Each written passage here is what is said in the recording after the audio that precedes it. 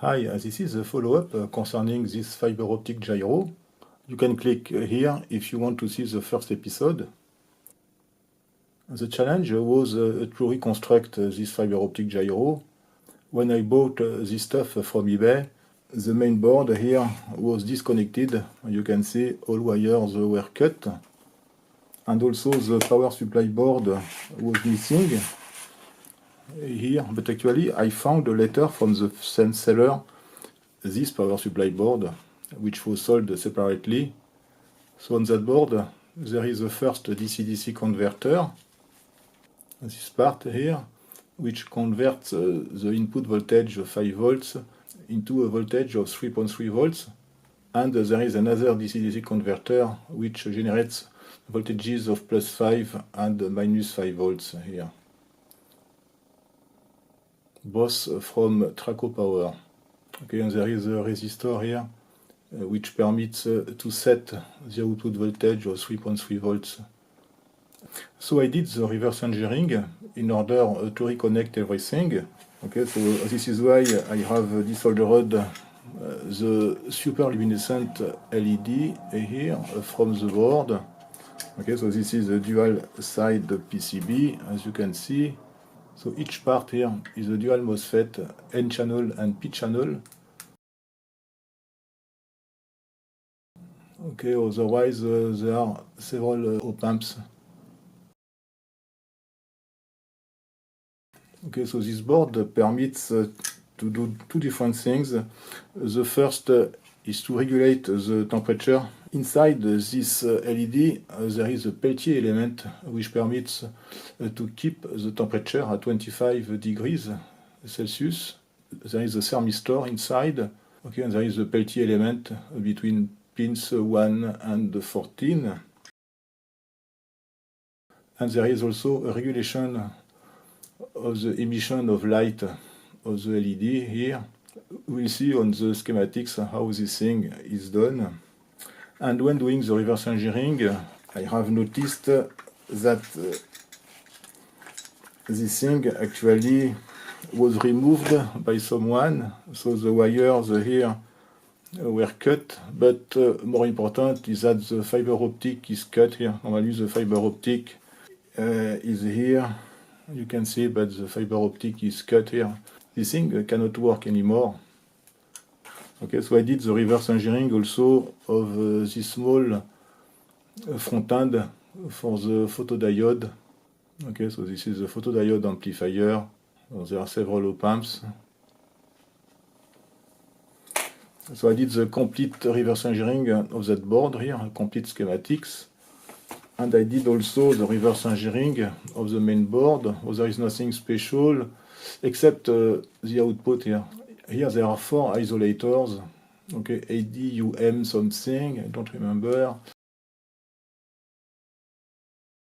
There is a Signal Delta ADC here for various stuffs. It permits the monitoring of the current flowing through the SLED. It permits also the measurement of the temperature. There is a sensor here.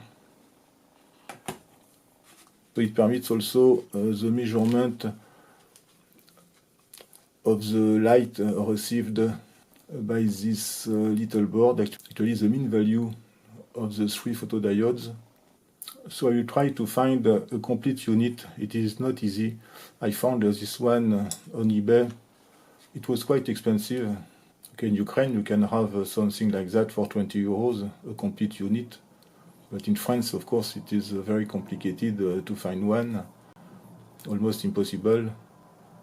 Except on eBay for this one, but even it is not complete and it cannot work anyway. So in the first episode I said that this unit was used at least in the Tornado S missile. And some people adopted that this unit was used in a Tornado S missile. The first evidence is pictures you can find on internet. But I have more than a picture, because I have here the complete gyro assembly of a Tornado S missile. Okay. We will see this assembly in another video, but the fiber optic gyro is located here, so you can see it fits perfectly here.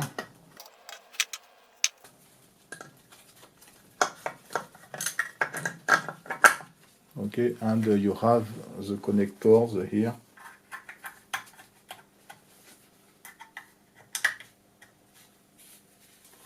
Okay, so I hope you are convinced now.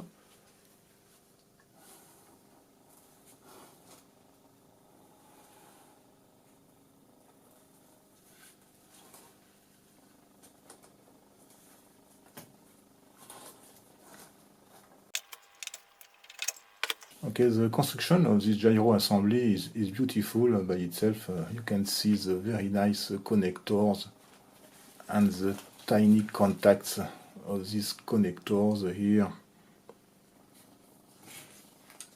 This thing is beautifully constructed.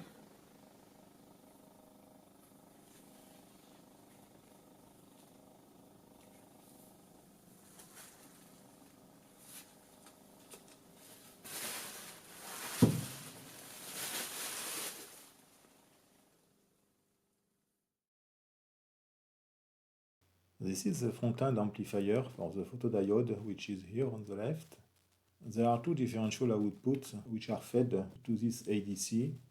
There is an AC coupling here. There is a modulation of the light. There is another output here, which is the output of this differential amplifier. This signal permits the regulation of the light, which is emitted by the S-LED. The two inputs here are biased at mid power supply using this voltage divider here. This is the schematic diagram of the control of the phase modulator. There are, of course, three identical circuits. There is a DAC here with two current outputs. The currents are translated into voltages using these two resistors. We can see here two differential amplifiers, which permits to have two out-of-phase outputs here, which are connected to the phase modulator. The digital inputs here are connected, of course, to the FPGA. This is the schematic diagram of the temperature regulation of the LED. The thermistor of the LED is here. The Peltier element is connected to the output of this full bridge here. This comparator permits to invert the state of that signal here. A high level permits to turn on this P-channel MOSFET and to turn off this MOSFET here. At the same time, when this transistor is off, this one is on.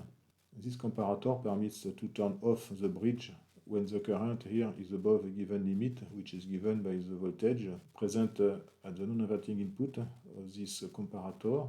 When this voltage is above this one, there will be a low level at the output of this comparator, minus 5 volts. So this permits to turn off the two N-channel MOSFETs here. You can see that we have an integrator. The integrator is connected to this comparator. Depending on the polarity of that voltage, the output will be at high level or at low level. There will be a cooling or a heating of the Peltier element here. We can see also that this voltage is fed to this absolute value circuit here. So when the voltage is small, the maximum current will be small also. So this permits to have a damping of the control of the temperature. When this voltage is high, therefore the maximum current will be high also, so this permits to increase the variation of temperature when the error is large. So this avoids the temperature overshoot. The error signal here depends on the resistance of the thermistor here. So we can see this circuit, so this is actually some kind of differential amplifier with the two inputs connected together. So the input here is connected to this voltage reference. So actually the output voltage is null when the ratio of these two resistors is the same than the ratio of the thermistor here and this resistor. So therefore there will be 0 volt when the value of the thermistor is 10K. The thermistor is specified to be 10 kilo ohms at 25 degrees. Okay, so therefore, when the temperature is above or below 25 degrees, the voltage here will be positive or negative. Therefore, there is a regulation of the temperature at 25 degrees. We can see that this voltage has no effect on the temperature, so I don't understand why they have used the voltage reference here. This circuit permits to drive the S LED, which is here. The goal of that circuit is to take into account the edging of this LED. Therefore, there is a control of the sensitivity of the complete chain using the signals which are present at the output of the front-end amplifiers of each photodiode. So we can see first that the LED here is connected between two current sources. First, this current, which is actually a current limiter. According to the datasheet, the maximum current is 350 milliamps. So I assume that this current is close to this maximum current. So in normal mode, when the current is lower than the maximum current, this P-channel MOSFET is always on.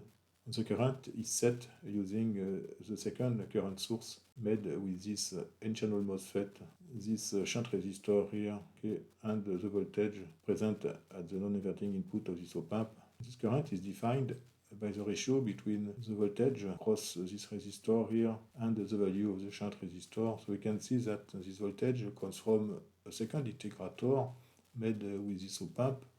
A voltage of 2.5 volts is present on that point. So that means that the regulation point is also 2.5 volts at the output of this differential amplifier with a gain of 10.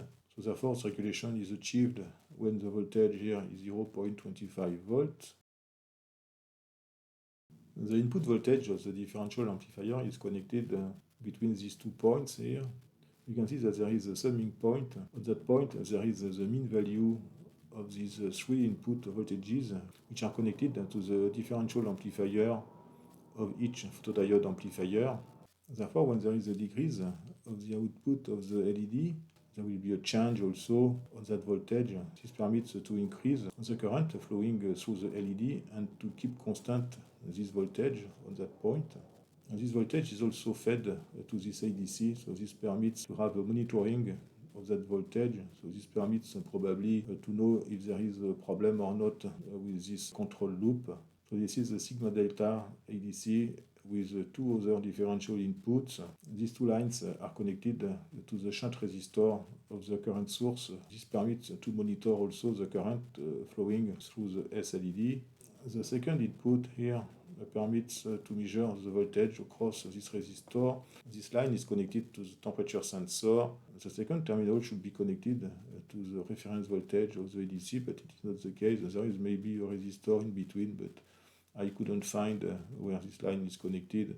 It is complicated because of the strong conformal coating. The reference voltage of the ADC is provided by this part, an ADR 441. This is the NEXFET reference voltage, quite accurate and stable.